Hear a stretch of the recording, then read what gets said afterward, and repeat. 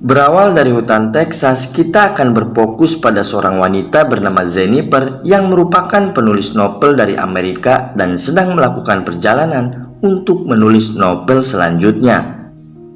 Lalu seorang pria bernama Air menunjukkan jalan ke sebuah kabin yang akan ditempatinya. Menurut Jennifer, tujuan perjalanannya adalah untuk mendapatkan ketenangan saat dia menulis. Dalam perjalanan, Jennifer merasa bingung dengan jalan yang dilaluinya, sehingga dia berhenti di sebuah pom bensin untuk meminta bantuan. Di sana, dia bertemu dengan salah seorang pegawai pom bensin bernama Johnny dan menunjukkan jalan kemana dia harus pergi. Johnny kemudian mencoba menggodanya, namun Jennifer membuatnya takut dengan tidak sengaja menekan tombol alarm.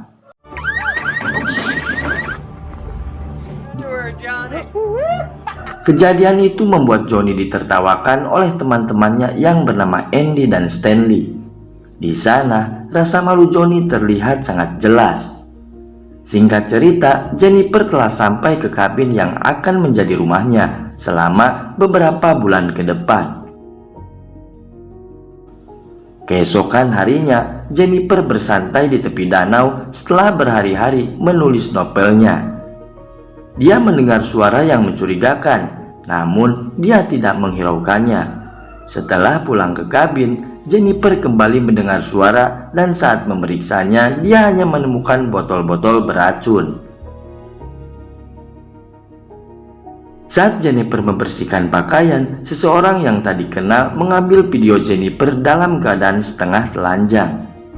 Keesokan harinya, dia berjalan-jalan di hutan dan menemukan sebuah kabin kosong di tengah hutan. Karena penasaran, Jennifer kemudian masuk dan memeriksa keadaan di dalam. Namun dia tidak menemukan sesuatu yang menarik dan melanjutkan perjalanan. Kembali ke rumah, Jennifer menemukan wastafel yang tersumbat dan memanggil tukang ledeng bernama Matthew. Dia menderita cacat mental sehingga cara bicaranya menjadi gagap. Setelah selesai memperbaiki masalah, Jennifer spontan karena senang memeluk dan mencium Matthew. Karena Matthew seorang pemalu, dia pun segera pergi keluar. Di hutan, Johnny, Stanley, dan Andy berkumpul untuk membunuh burung dan bersenang-senang. Kejadian itu direkam oleh Stanley yang memiliki hasrat untuk mendokumentasikan apapun secara acak. Tak lama kemudian, Matthew datang dan menceritakan bagaimana dia menerima ciuman dari seorang wanita cantik. Awalnya Johnny tidak percaya sebelum Stanley menunjukkan rekamannya yang menggunakan celana dalam. Di malam hari, Jennifer terus mendengar suara-suara aneh di sekitar rumah dan merasa terganggu dengan suara-suara tersebut. Dia melihat seekor burung meninggal, namun selain itu tidak menemukan apa-apa. Saat kembali melihat laptopnya dengan foto grup orang-orang yang dia temui beberapa hari sebelumnya, dia melihatnya dengan ngeri, sebelum menyadari bahwa mereka ada di dalam kabinnya.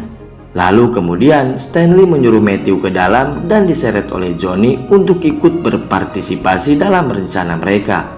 Sebagai pemimpin kelompoknya, Johnny memulai rencananya dengan memaksa Jennifer minum. Johnny kemudian meminta Jennifer untuk membuka mulutnya dan menariknya mendekat. Johnny mengeluarkan pistol dan menodongkannya ke mulut Jennifer dengan cara yang sensual. Andy mulai mendekatinya dan melakukan hal yang sama dan memaksa Matthew untuk menontonnya. Namun Jennifer mendapatkan keberanian untuk memukul lutut Andy dan menyemprotkan merica kepada Stanley. Hal ini menjadi kesempatan untuk kabur dan bersembunyi ke tempat yang aman.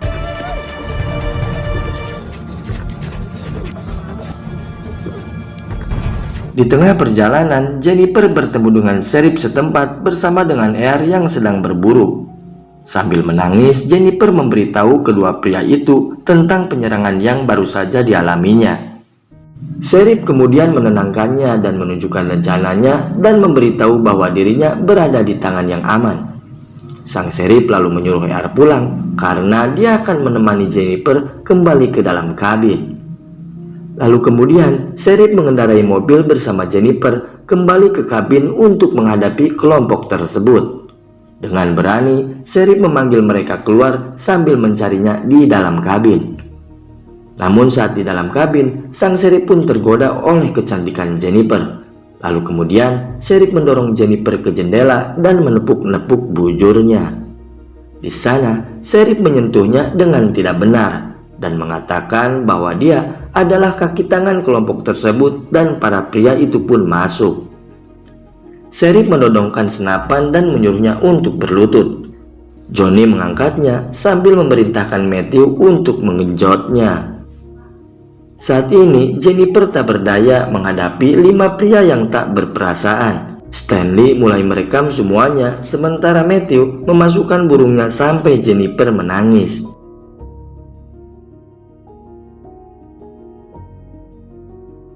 Walaupun lemah, Jennifer berhasil mengumpulkan tenaganya dan keluar dari kabin.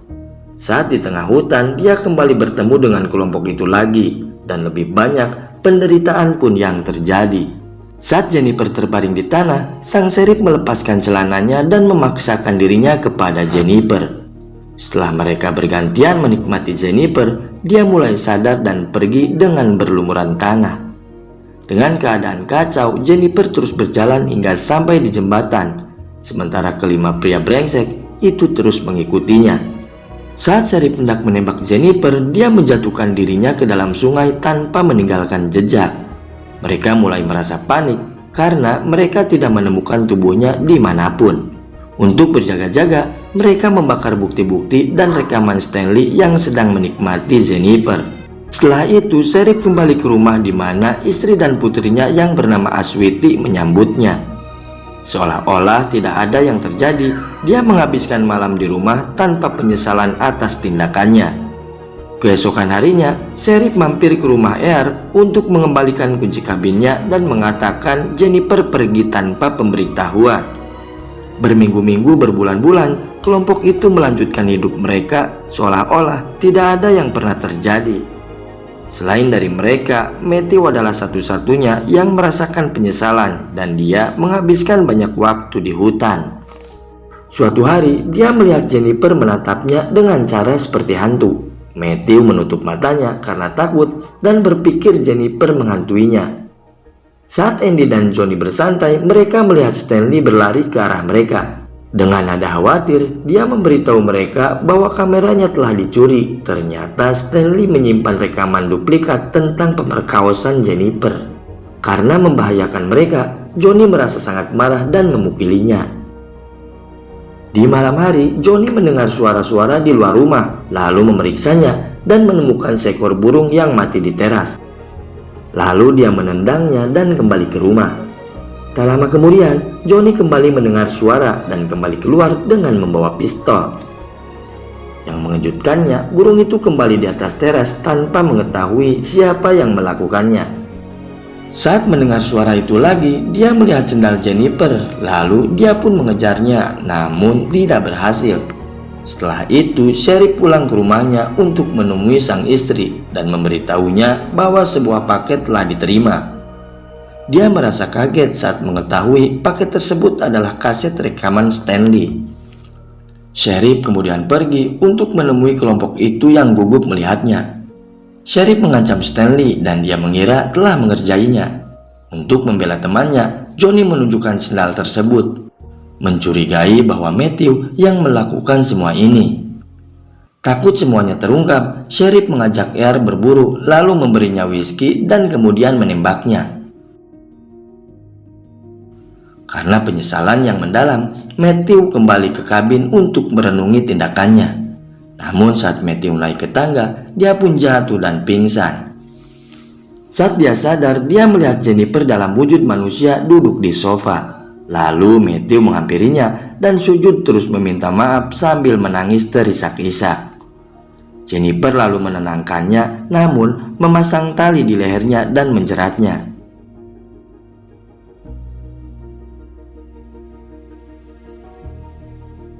Karena penasaran, Andy dan Stanley mulai pergi untuk mencari Matthew di hutan.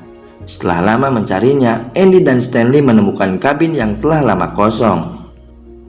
Andy kemudian masuk, sementara Stanley di luar untuk mencari petunjuk keberadaan Matthew. Saat melihat Jennifer, Stanley menghampirinya, namun dia menginjak perangkap beruang.